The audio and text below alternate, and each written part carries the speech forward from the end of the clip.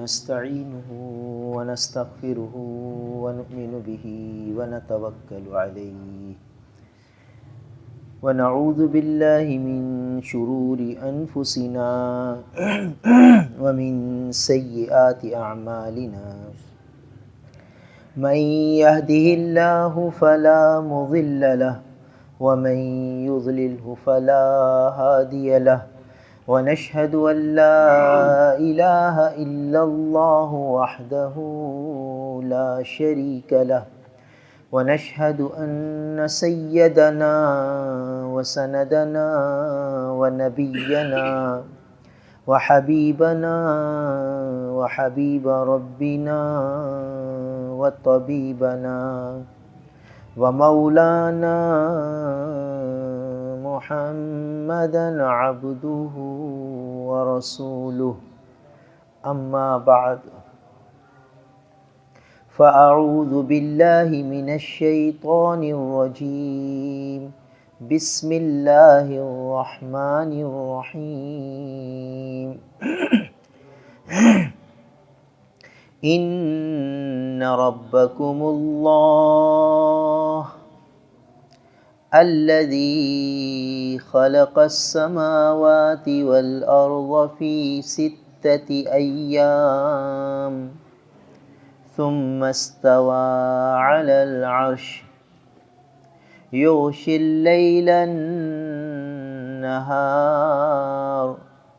يطلبه حثيثا والشمس والقمر والنجوم مسخرات بأمره ألا له الخلق والأمر تبارک اللہ رب العالمین صدق اللہ مولانا العظیم۔ میرے محترم بزرگوں اور عزیز بھائیوں، یہ سورہ اعراف چل رہی ہے اور یہ سورہ اعراف کی آیت نمبر 54 ہے۔ اس آیت مبارکہ میں توحید کے دلائل دیے جا رہے ہیں۔ قرآن پاک کے جو مضامین علماء نے بیان فرمائے تو فرمائے کہ پورے قرآن کے مضامین کا خلاصہ یہ 3 عنوان ہیں۔ ساری آیتیں اسی 3 عنوان کے ارد گرد گھومتی ہیں۔ یہ بنیادی 3 اہم مضمون ہیں قرآن کے۔ ایک ہے اس بات توحید، دوسرا ہے اس بات رسالت، اور تیسرا ہے فکر آخرت۔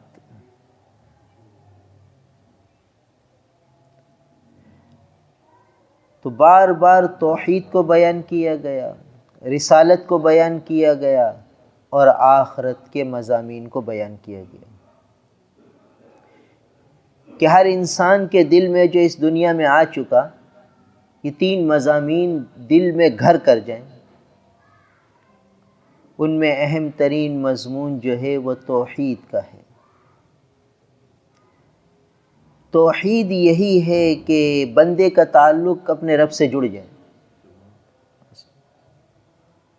ہر آن، ہر گھڑی، ہر لمحے، ہر لحظے یہ بندہ یہ سوچے کہ میں بندہ ہوں، آزاد نہیں ہوں، اپنی مرضی کا پابند نہیں ہوں بلکہ کسی اور کی مرضی کے تابع ہوں، اپنی چاہت، اپنی خواہشات کے تابع نہیں ہوں بلکہ کسی اور کے تابع ہوں۔ ہر آن، ہر گھڑی، ہر لحظے اس کے دل میں یہ بات جم جائے تو جس ذات کے میں تابع ہوں بس اسی کی تابعداری کروں، اسی کو راضی کرنے کی فکر کروں، اسی کی ہر وقت حمد و ثنا کروں۔ تو اس آیت میں بھی توحید کے دلائل بیان کیے جا رہے ہیں۔ ان ربکم اللہ، غور سے سن لو، تم سب کا پالن ہار تم سب کا پروردگار، تم سب کا رب اللہ ہے، ربکم اللہ۔ غور سے سن لو، تم سب کا رب اللہ ہے۔ کون اللہ؟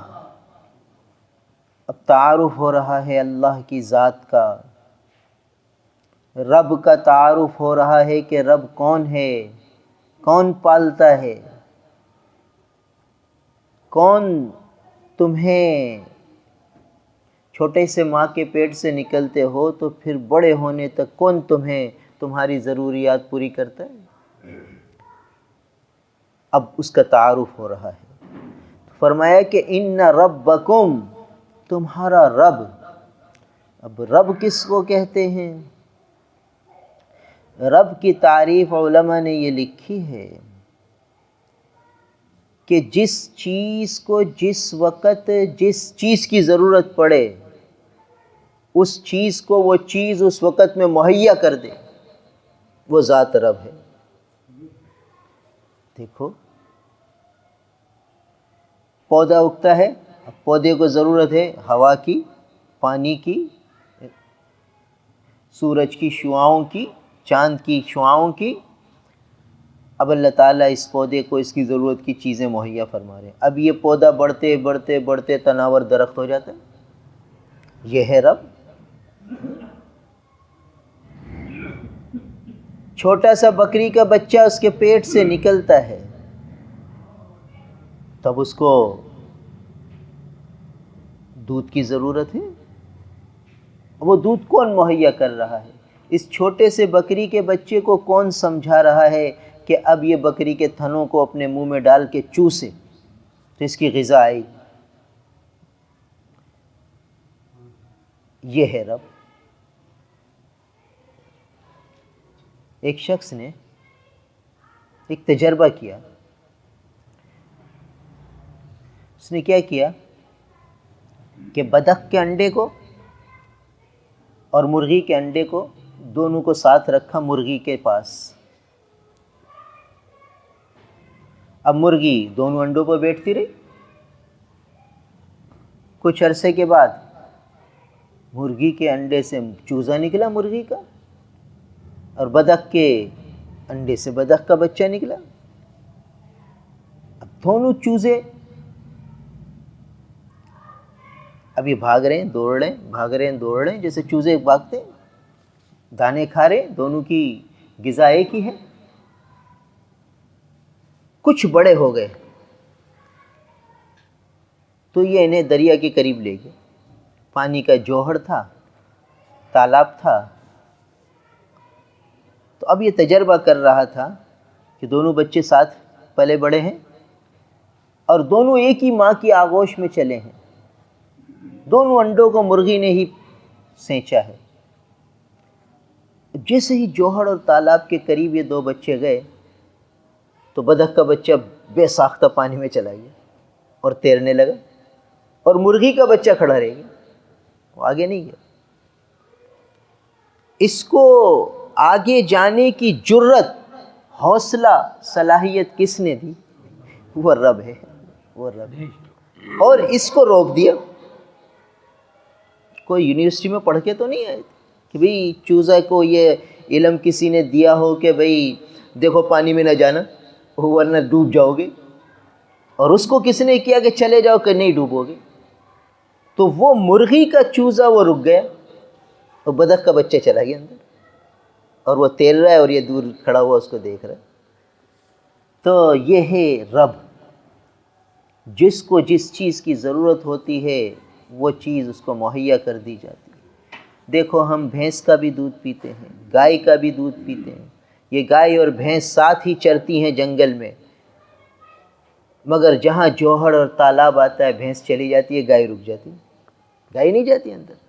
اور بھینس دیکھیے کیسی تیرتی نظر آتی ہے، بڑے بڑے پانی میں چلی جاتی ہے، تیرتی ہے۔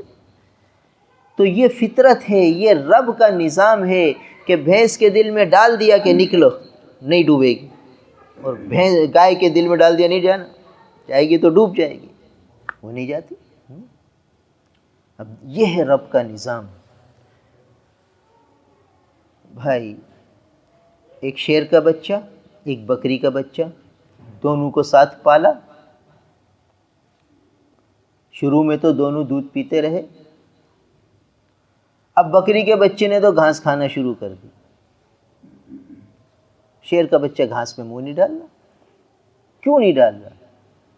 شروع میں تو دونوں دودھ پیتے رہے، مگر تھوڑے سے بڑے ہوئے تو اب وہ گھاس میں منہ نہیں ڈالنا، اور یہ دھما دم گھاس کھاتا. یہ ہے رب. اب اس شیر کو اس کی ضرورت کی چیز جو مہیا کر رہا ہے وہ رب کر رہا ہے. جنگل میں جتنے درندے ہیں ان کو ان کی ضرورت کی چیز اللہ مہیا فرما رہے ہیں، اپنے وقت پہ مہیا فرما رہے ہیں. نظام ہے. ایک بزرگ کا قصہ لکھا ہے. ایک غار میں رہتے تھے، تو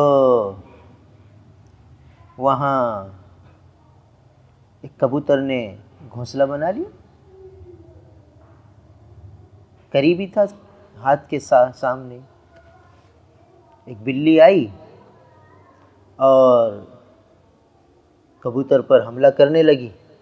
بھگا دیا بلی کو ڈنڈا مار کے. تھے اللہ والے آدمی، رات کو سوئے تو کسی نے تنبیہ کی، ہماری مخلوق کے رزق کو کیوں چھڑاتے ہو؟ بلی ہماری مخلوق ہے، نے اس کا رزق مقرر کیا ہے، تم نے اس کو کیوں بھگایا؟ کانپ گئے، ڈر گئے. دوسرے دن آئی بلی، کبوتر پر حملہ کرنے لگی. انہوں نے کچھ نہیں کیا. کبوتر ان کے سامنے تڑپتا رہا اور وہ اس کو منہ میں دبا کے اور چلی گئی. یہ دیکھتے رہے. رات کو تنبیہ ہوئی، ہماری مخلوق کی حفاظت کیوں نہیں کی؟ تمہارے سامنے ایک مخلوق تڑپتی رہی، تمہارے بس میں تھا، تم نے کیوں اس کی مدد نہیں کی؟ انہوں نے وہاں اس غار سے بوریا بستر باندھا گئے. اللہ کے نظام ہے بھائی، ہمارے بس کی بات نہیں. یہ نظام رزق ہے. جس کے لیے جو رزق مقرر کیا وہ ملے گا. بس بندے کو یہ دیکھنا ہے کہ میرے ذمے کیا کام ہے، ٹھیک ہے، مجھے کیا کرنا ہے. ان چیزوں میں نہ پڑے جو غیر اختیاری، غیر ضروری، کسی چیز انسان کے بس کی کوئی بات ہی نہیں. یہ اللہ کا ایک نظام ہے، جیسے چل رہا ہے. جہاں حفاظت کر سکتا ہے وہاں حفاظت کر دے، جہاں نہیں کر سکتا وہاں اس کے حال پہ چھوڑ دے. تو یہ نظام ہے اللہ تعالیٰ کا کہ کسی کو کس طرح رزق پہنچایا جا رہا ہے، کسی کو کس طرح. ساری مخلوق کو رزق اللہ پہنچا رہے ہیں. اب چیونٹیاں ہیں، دیکھیے قصہ پہلے بھی سنایا. یہ رزق کا ایک عجیب نظام ہے جو مشاہدے میں آتا ہے. تو ایک دفعہ جماعت میں جانا ہوا تو دسترخوان پر بیٹھے، چائے اور نمکوں کا اکرام تھا. تو کچھ نمکو دسترخوان پہ گر گئی جس میں ذرے ذرے تھے. کوئی مونگ کی دال تھی، کوئی سیو تھی، چھوٹے چھوٹے ذرے. اب یہ کہ سوچا کہ یہ دسترخوان پر یہ ذرے گرے ہوئے، اٹھا کے آدمی کھا لے. 6-7 ذرے گرے ہوئے تھے. 5-6 تو اٹھا لیے، اٹھایا منہ میں لیا، اٹھایا منہ میں لیا، انگلی سے دبایا منہ میں لیا. ایک ذرہ رہ گیا. اب ہاتھ آگے جاتا ہے اور ایک خیال دل میں آتا ہے. وہ آج تک کیفیت ذہن میں ہے کہ ایک طرف یہ دل میں ہے کہ اللہ کا رزق ضائع نہ ہو. اللہ کا رزق یہ ذرہ ہے، ایک ایک ذرے میں اللہ نے مغفرت، رحمت، برکت چھپا رکھی ہے، تو یہ ضائع نہ کیا جائے. تو اب دل میں یہ آ رہا ہے کہ یہ ذرہ ضائع نہ ہو. اور دوسرا یہ ہے کہ ایک قوت ہے جو ہاتھ کو روک رہی ہے. اور دل میں ایک خیال آ رہا ہے، یار لوگ کیا سوچیں گے کہ یہ کیا کر رہے ہیں، کیا کر رہے ہیں. اتنا ندیدہ ہے، بس اس میں لگا پڑا ہے. 5-6 ذرے اٹھانے میں یہ خیال ہی نہیں آیا. اور وہ ایک ذرہ اٹھانے میں یہ خیال آتا ہے. عادت کے مطابق ہاتھ آگے جا رہا ہے، قریب پہنچ رہا ہے، اور پھر پیچھے ہٹ رہا ہے، پھر قریب پہنچ رہا ہے، پھر پیچھے ہٹ رہا ہے. اب اسی تذبذب کے وقت عالم میں ایک چیونٹی آئی، وہ ذرہ اٹھایا اور لے کے چلی گئی. یہ اللہ کا نظام رزق ہے. ان ربکم، تمہارا رب کیسے پالتا ہے، کیسا نظام ہے کہ اس سے یہ سبق مل رہا ہے کہ بھئی جس کے مقدر کا ہے وہ اس کو مل کے رہے گا۔ یہ جو ہم چھینا جھپٹی کرتے ہیں کہ اس کے پاس نہ جائے، اس کا گھاک میرے پاس آ جائے، میرا گھاک ادھر نہ جائے، وہ وہاں نہ جائے، اس چکر میں ہم رہتے ہیں۔ میرا گھاک وہاں چلا گیا تو میرے دل پہ بوجھ آ گیا کہ یار وہاں کیوں چلا گیا، وہاں کیوں چلا گیا ہے، اور بھائی یہ وہاں چلا گیا، ارے اس کو کھینچو۔ یہ دیکھیے ان ربکم، تمہارا رب تمہاری ضرورت کی چیزیں ہیں، جس وقت تمہیں جس چیز کی ضرورت ہے وہ مہیا کرنے والا تمہارا رب اللہ ہے، تو اس رب کی طرف نگاہ ہو جائے۔ جب یہ ہے توحید، یہ اگر دل میں گھر کر جائے تو پھر جھگڑے لڑائیاں یہ سب ختم ہو جائے۔ پھر ہر آدمی یہ چاہے گا کہ بھئی دوسرے پر خرچ کرو۔ وہ ایک سری بکرے کی 7 گھروں میں چکر لگا کر آئی تو پہلے گھر کے مقدر میں تھی، تو پہلے گھر میں ہی پہنچی، دل سب کے جڑ گئے، دلوں میں سب کے محبت آ گئی، پہنچی پہلے ہی گھر میں تھی اسی کے مقدر کی۔ تو یہ نظام ہے، تو یہ توحید یہی ہے کہ جب رب کی ذات پر یقین آ جاتا ہے تو پھر آدمی کا دل وسیع ہو جاتا ہے۔ پھر جب وسیع ہو جاتا ہے تو پھر دلوں میں دوسروں کے لیے نفرت اور غلط خیال اور غلط فہمیاں یہ آتی ہی نہیں۔ پھر آدمی کی اپنی خامیوں پہ نگاہ ہوتی ہے کہ میں اس دل کو اس ذات کے قابل بنا لوں۔ یہ دل اس ذات کے قابل بن جائے، جب اس ذات کے قابل بن جائے گا تو پھر یہ بادشاہ ہے، اور اس ذات کے قابل نہیں ہے تو پھر برباد ہے، چاہے کروڑوں میں کھیلتا ہو۔ تو اس آیت میں توحید کے دلائل دیے جا رہے ہیں، اللہ تعالیٰ کی ذات عالی کا تعارف کرایا جا رہا ہے کہ ان ربکم، غور سے سن لو، پکی بات ہے، یقینی بات ہے کہ تمہارا پروردگار، تمہارا رب اللہ ہے۔ اب دیکھیے بچہ ہے جب پیدا ہوتا ہے، اب رب کا نظام ربوبیت چلتا ہے، ماں کی چھاتیوں میں دودھ آتا ہے، جیسے جیسے بچہ بڑا ہونے لگتا ہے دودھ کی کیفیت میں خود بخود تبدیلی آنے لگتی ہے۔ ابھی موجودہ ڈاکٹری تحقیق یہی ہے کہ 6 مہینے تک بچے کو پانی بھی نہ دیا جائے، پانی کی بھی ضرورت نہیں ہے بچے کو، گھٹی دینے کی بھی ضرورت نہیں ہے، دوا دینے کی بھی ضرورت نہیں ہے۔ ماں کے دودھ میں سب اینٹی بائیوٹک ہے، ماں کے دودھ میں پانی بھی ہے، ماں کے دودھ میں روٹی بھی ہے، ماں کے دودھ میں اینٹی بائیوٹک بھی ہے، ساری دوائیں علاج اسی میں ہے۔ لہٰذا وہ کہتے ہیں کہ جب تک بچہ دودھ پیتا ہے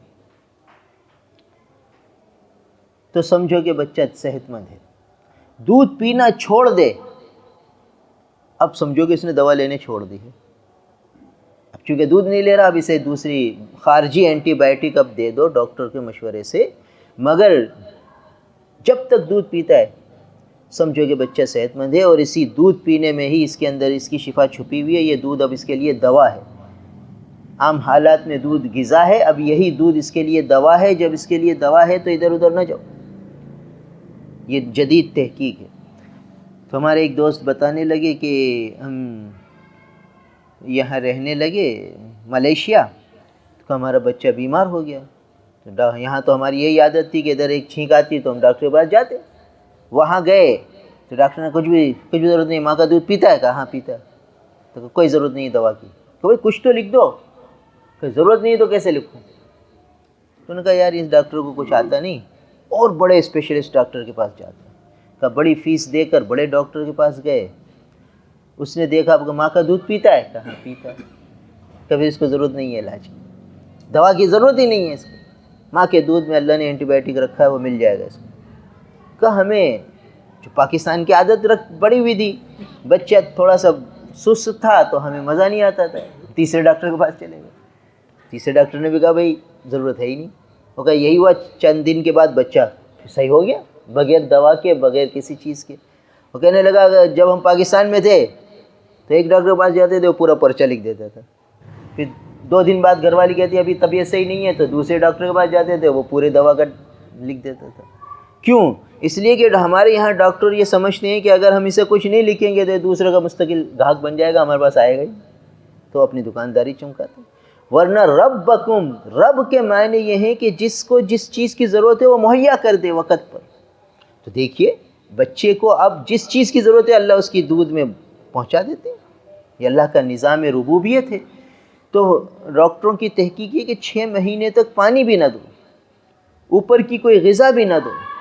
ہاں 6 مہینے بعد ہلکی غذا سے شروع کرو. اب نظام دوسرا چلے گا. اب اس کا رزق اب دوسری چیزوں میں اللہ نے ڈال دیا. اب یہ آہستہ آہستہ دودھ کم ہوتا چلے گا, دوسری غذا بڑھتی چلی جائے گا, یہاں تک کہ 2 سال میں دودھ چھڑوا دیا جائے. دودھ 2 سال کے بعد پلانا گناہ ہے. کتنے لوگوں کو یہ مسئلے پتہ نہیں, وہ 2 سال کے بعد بھی پلاتے رہتے ہیں. تو 2 سال تک پلا سکتے ہیں, 2 سال کے بعد پلانا گناہ ہے, اس سے بچنا چاہیے. تو اب اس کو باہر کی غذاؤں میں لگاؤ, تو جو اس کو موافق آئے اس پر چلائے, وہ غذا اس کی چلائے. تو اب دیکھیے یہ جو بچہ ہے اس کی نہ کوئی فیکٹری ہے, نہ دکان ہے, نہ مکان ہے, مگر دیکھیے اس کو کپڑے بھی پہنائے جا رہے ہیں, اس کو چپل بھی پہنائے جا رہے ہیں, اس کو ایک بڑے انسان سے زیادہ کپڑے دیے جا رہے ہیں, اس کی حفاظت کا زیادہ انتظام کیا جا رہا ہے. بھائی ایک آدمی ہے بڑا 25-30 سال کا, کراچی میں چلا گیا, حیدرآباد شہر کا رہنے والا, کام کاج کے لیے.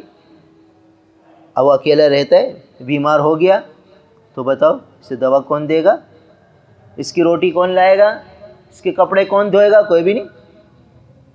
وہ پڑا ہوا ہے بستر پہ, کیا کرے گا؟ پریشان ہو جائے گا. اور دوسروں کا محتاج ہے, دوسروں کو فون کرے گا کہ بھئی میری یہ طبیعت ہے, بھئی یہ کھانا لا دو, یہ کر دو, دوست ہیں, احباب ہیں, 1-2 دن ساتھ دیں گے, پھر وہ چلے جائیں گے کہ بھئی کب تک ہم اس کا وہ کریں. اور یہ چھوٹا بچہ 1 دن کا, اس کے لیے ماں بھی جان دے رہی ہے, باپ بھی جان دے رہا ہے, اور ہر ایک اس کے لیے جان نچھاور کر رہا ہے. یہ نظام ربوبیت ہے کہ دیکھو اس بچے کو اب جس چیز کی ضرورت ہے وہ اسے مہیا کی جا رہی ہے. تو اس بچے کو کا رونا دیکھ کر ماں اسے چھاتیوں سے لگاتی, اس کو کپڑے پہناتی ہے, ساری چیز اپنی خواہشات کو قربان کرتی ہے ماں. سخت نیند میں, گہری نیند میں ماں سوئی ہوئی ہے, بچہ روتا ہے تو اپنی نیند قربان کرتی ہے. یہ نظام ربوبیت ہے کہ اس ماں کو کس نے تڑپایا کہ اپنی گہری نیند چھوڑ کر اب بچے کے لیے اڑ گئی. اب بچے کی ضرورت مہیا کر رہی ہے, اگر اس نے پیشاب پاخانہ کر دیا ہے تو وہ صاف کر رہی ہے, کتنی ٹھنڈ ہے برداشت کر رہی ہے. کیوں؟ یہ مجبور ہے. اب آپ نے کوئی ایسی ماں نہیں دیکھی ہوگی کہ بھئی بچہ رو رہا ہے, بلک رہا ہے, تڑپ رہا ہے, اور ماں مزے سے سوتی رہے, اس کی نیند ہی اڑ جائے گی. اگر وہ اپنی سستی, غفلت, لاپرواہی کی وجہ سے بچے کو نہیں دیکھ رہی, پھر بھی اس کی اندر کی جو چیز ہے اسے بے چین کرے گی, وہ اسے پریشان کرے گی کہ بھئی طبیعت میں بے کلی آ جائے گی. یہ ہے نظام ربوبیت. تو جس چیز کو جس وقت جس چیز کی ضرورت ہو وہ چیز اس چیز کو مہیا کر دے اس وقت پر, وہ ذات رب کی ذات ہوتی ہے, اسے رب کہتے ہیں. تو نظام ربوبیت یہ ہر وقت اللہ تعالیٰ کا چل رہا ہے. کس کو کیا دینا ہے, کس وقت کیا دینا ہے. دیکھیے فقیر کو امیر بنا دیا جاتا ہے, امیر کو غریب بنا دیا جاتا ہے. یہ نظام ہے. یہ رب اپنے نظام کو بتا رہے ہیں کہ کس وقت کس کو کیا ضرورت ہے. کسی کو ڈھیل دی جاتی ہے, فرعون کو کہاں تک ڈھیل دی, نمرود کو کیسے ڈھیل دی, کتنی ڈھیل دی, پھر اچانک رسی کھینچ لی. تو نظام ربوبیت چلتا ہے, اس میں یہی ہے کہ ہر چیز کو اس کی ضرورت مہیا کر دے وہ ذات. تو اب اس ذات کا تعارف کرایا جا رہا ہے کہ بے شک تمہاری ضرورتیں پوری کرنے والی ذات اللہ کی ہے. اور وہ اللہ کون ہیں؟ اب ان کا تعارف کرایا جا رہا ہے. الذی خلق السماوات والارض, وہ ذات جس نے آسمانوں کو پیدا فرمایا اور زمین کو پیدا فرمایا, فی 6 ایام, 7 دنوں میں. 7 دنوں میں اس ذات نے زمین اور آسمان کا سارا نظام بنا دیا. اب جو ذات اتنے بڑے بڑے نظام کو چلاتی ہے, یہ 6 فٹ کے جسم کو نہیں چلا سکتی, اس کی بیماریاں دور نہیں کر سکتی, اس کی حاجتیں ضرورتیں پوری نہیں کر سکتی. بس اس ذات سے تعلق ہو جائے, اس سے تعلق جڑ جائے تو پھر یہ زندگی جنت بن جائے, اور اس ذات سے تعلق نہ جڑا تو پھر یہ زندگی جہنم. اب اولیاء اللہ کے قصے دیکھ لیجئے, صحابہ کی زندگی دیکھ لیجئے. تن پہ کپڑا نہیں ہے مگر دل مطمئن ہے, کھانے کو کچھ ہے نہیں مگر دل مطمئن ہے. کیا شان تھی صحابہ کی, 300 کا لشکر جا رہا ہے، 300 کا غزوہ سیف البحر، 700 کا لشکر ہے، 300 کا لشکر۔ اب کیا ہو رہا ہے کہ 300 آدمیوں کے لیے 10 اونٹ روز ذبح ہو رہے، 10 اونٹ روز 300 کے لیے، تو 30 آدمی ایک اونٹ کھا رہا ہے، 30 آدمی ایک اونٹ کو کھا رہے۔ اب 30 آدمی ایک اونٹ کو کھائیں تو اگر اندازہ لگائیے کہ 7 من کا اونٹ ہو، 7 من کا، یہ چھوٹے سے چھوٹا اونٹ کی ہے، ورنہ تو اونٹ میں زیادہ وزن کا ہوتا ہے، تو 300 کلو تقریباً ہو گیا، 300 کلو۔ تو یوں سمجھیے کہ ایک شخص وہ 3 کلو روز کھا رہا ہے، ایک آدمی، یعنی 10 آدمیوں کے لیے ایک اونٹ ہو رہا ہے، 30 آدمیوں کے لیے ایک اونٹ، تو 300 کلو 30 آدمیوں کے لیے، تو ایک آدمی کے لیے کتنا ہوا بھائی؟ 10 کلو، 10 کلو گوشت ایک آدمی روز کھا رہا ہے۔ اب اندازہ لگائیے صحابہ کی خوراک کا، کہ 300 کے لشکر کے لیے 10 اونٹ کٹ رہے ہیں، ایک اونٹ 30 آدمیوں کے لیے، اور ایک اونٹ میں 300 کلو، تو ایک آدمی کو 10 کلو روز کٹ رہے ہیں، روز کٹ رہے ہیں۔ پھر امیر لشکر نے فرمایا بھائی اب اونٹ کاٹنے کی اجازت نہیں ہے، اونٹ سارے کٹ گئے تو پھر قافلہ چلے گا کیسے؟ آگے دشمن سے مقابلہ ہے، پھر واپسی ہے، اب اونٹ کٹنا رک گئے، تو جو 10 کلو گوشت روز کھانے والا تھا وہ ایک کھجور پر آ گیا، پھر ایک کھجور سے ایک گٹھلی پر آ گیا، اور ایک گٹھلی سے پھر پتوں پر آ گیا کہ درخت کے پتے توڑ کر چبا لیے، اوپر سے پانی پی لیا، اور پاؤں کے سارے چپل چھل گئے، ٹوٹ گئے، تو اب وہ چیتھڑے باندھ باندھ کے چل رہے ہیں اور پاؤں زخمی ہو رہے ہیں، مگر یہ نظام چل رہا ہے۔ راضی ہیں اللہ پر، جو 10 کلو گوشت روز اللہ کھلا رہا تھا اور اب پتے چاب رہے ہیں، اس پہ بھی راضی ہیں، اس پہ بھی راضی ہیں۔ کیوں؟ جب اللہ کو دل میں بسا لیا تو پرمشقت زندگی بھی پر کیف بن گئی۔ اور یہ نہیں کہ جب کھاتے پیتے رہے تو اللہ یاد ہے، اور جب مشقت آ گئی تو اللہ کو بھول گئے، یا مشقت آئی تو اللہ کو یاد کیا اور پھر سہولت اور راحت آسانی آئی تو اللہ کو بھول گئے۔ یہ نہیں تھا، بس اللہ کو بسا لیا دل میں تو پھر کیسی بھی حالت آ جائے بس اس پہ راضی۔ تو دیکھیے کتنا کھاتے تھے اور پھر کیا حال ہوا، یہ سب اس پر راضی رہے۔ تو فرمایا کہ اللہ وہ ذات ہے جس نے پیدا فرمایا آسمانوں کو اور زمین کو 6 دنوں میں۔ تو اس آسمان اور زمین کو پیدا کرنے والی ذات کو دل میں بسا لیا تو پھر ساری زندگی خیر عافیت سلامتی سے گزرے گی، اور اس ذات کو دل میں نہیں بسایا تو بھئی پھر ہر وقت آدمی ٹینشن اور پریشانی میں رہے گا۔ ثم استوى علی العرش، پھر اللہ نے عرش پر قرار پکڑا۔ یہ متشابہ آیت ہے، اس کے معنی اللہ اور اس کے رسول ہی جانتے ہیں وہ کیا کیفیت ہوگی، کیسا عرش ہوگا۔